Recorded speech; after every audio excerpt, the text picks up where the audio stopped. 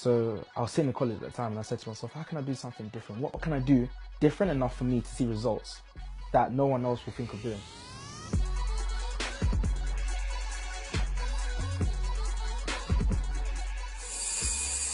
An idea came to my head to go and knock on people's doors and ask them what skills and qualities they had to become so wealthy so that I can extrapolate that and use that for myself.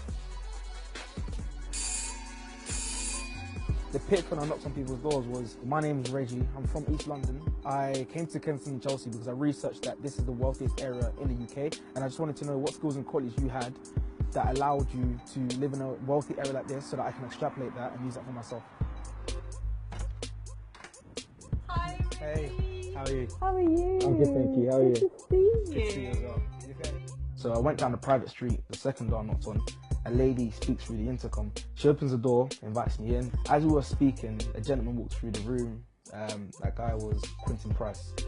At the time, Quentin was the head of Alpha Strategies at BlackRock. First thing I started thinking about was, all right, well, let me think about how will I go into work tomorrow. I can organise for him to get some work experience.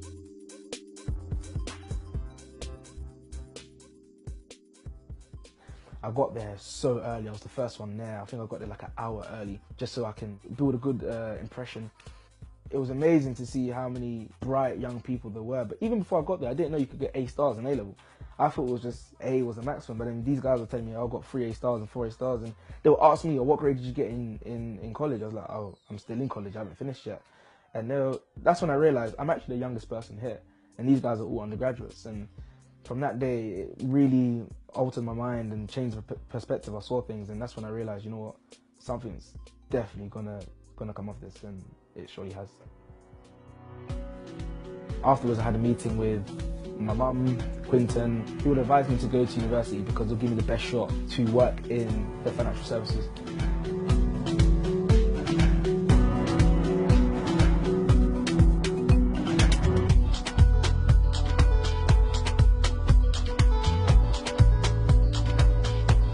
I will never forget, there was one thing I heard that still resonates with me now, which was, if you want to see different results, you have to come out your comfort zone and see something different.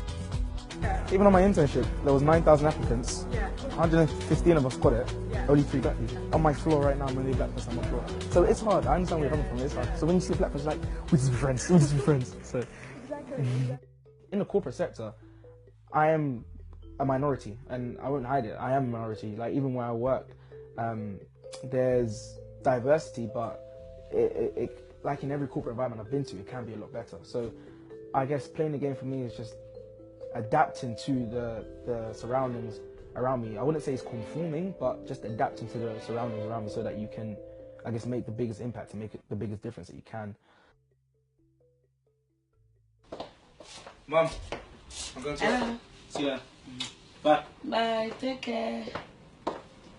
In any hyper-competitive environment where you're a minority, you have to play the game to a higher level in order to prevail, because you're educating people to overcome their ignorance and their prejudices. And those prejudices exist.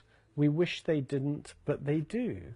And so where they exist, I think it's incumbent upon all of us, both those of us who are lucky enough to be in the majority and those who are in the minority but have an opportunity to prove the naysayers wrong and to set an example to the next generation that makes this a more equal society. We see it all around us, and the more people like Reggie there are, the faster we'll get to the right place. So I would say embrace the rejections, because they make for a better story, and through that you're just going to be able to inspire and help a lot more people.